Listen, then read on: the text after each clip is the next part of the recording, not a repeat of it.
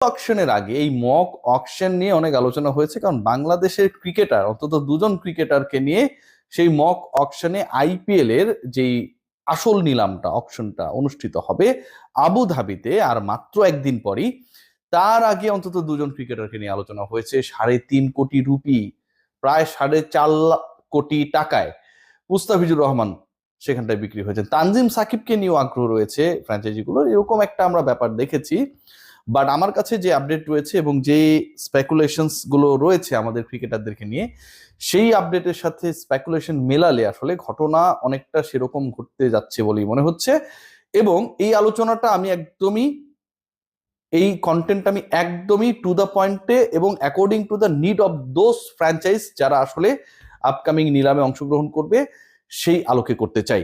দেখুন, একটা নিলামে আপনারা যদি খেয়াল করে দেখেন যে আইপিএল এর নিলামে প্রত্যেকটা দল, নিলামে অংশগ্রহণকারী দল, এটার মধ্যে ডিরেক্ট সাইনিং গুলো আসলে অ্যাড হবে না, 120 কোটি রুপি তাদের পার্সে থাকে, সেই অর্থটা তারা খরচ করতে পারে।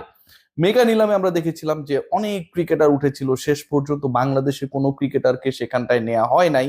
এটা নিয়ে হতাশা ছিল। মেগা অকশন মানে হচ্ছে পুরো দলই অলমোস্ট নতুন করে সাজাতে হবে, প্রত্যেকটা দলের এভেলেবেল রুপিস রয়েছে, অর্থ রয়েছে যে ক্রিকেটারদেরকে কেনার ক্ষেত্রে, কিন্তু শেষ পর্যন্ত বাংলাদেশের কেউ বিক্রি হয় নাই। সেই মেগা অপশনে যারা বিক্রি হয়েছিলেন, রেকর্ড করে বিক্রি হয়েছিলেন, সেই ক্রিকেটাররা কিন্তু এভেলেবেল ছিলেন বলেই তাদেরকে নেওয়া হয়েছে।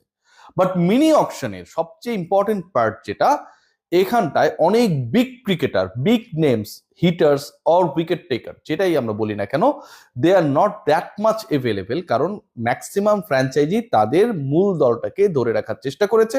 যাদের ছেড়ে দিয়েছে তারা খুব বড় ডিসিশন মেকিং অপশনস না। সো সেটা যেহেতু না, এই মিনি অকশনটা আলটিমেটলি আমার কাছে মনে হয় যে কজন ভালো ক্রিকেটার রয়েছে, যে কজন পারফর্মার রয়েছে, প্রিভিয়াস এডিশনস গুলোতে যারা ভালো করেছে, স্পেশালি লাস্ট এডিশনে যারা ভালো করেছে, থ্রু আউট দ্য ইয়ার যাদের পারফরমেন্সটা অনেক বেশি আশাব্যঞ্জক ছিল, তাদের চান্সেসটা বেশি। From that connection Mustafizur Rahman has a big possibility to be sold out in a high range.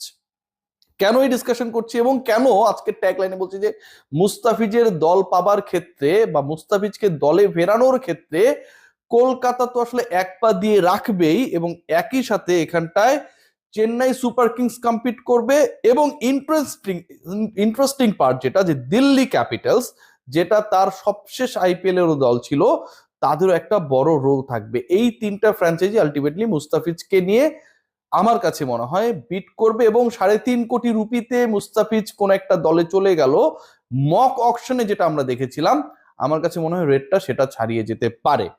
দেখুন, আমরা যারা মুস্তাফিজকে নিয়ে হাসাহাসি করছি বা মুস্তাফিজ বা বাংলাদেশের কেউ দল পাবে না টাইপের চিন্তা ভাবনা করছি, গত আইপিএল নিলামে প্রথমে দল না পাওয়া মুস্তাফিজ কিন্তু রিপ্লেসমেন্ট ক্রিকেটার হিসেবে শেষ পর্যন্ত আইপিএল এ গেছে, পারফর্ম করে প্রমাণ করে দিয়েছে যে তিনি প্রথম দফায় দল পাওয়ার যোগ্যতম ক্রিকেটার ছিলেন, নাম্বার ওয়ান। নাম্বার টু, যেই রেটে আসলে তাকে নেওয়া হয়েছিল সেটা কিন্তু বাংলাদেশি ক্রিকেটারদের আইপিএল এ বিক্রি হওয়ার ক্ষেত্রে, নিলামে ওঠার ক্ষেত্রে, বিডিং এর ক্ষেত্রে রেকর্ড হয়েছিল। মাশরাফির রেকর্ডটাকে তিনি ক্রস করে গিয়েছিলেন।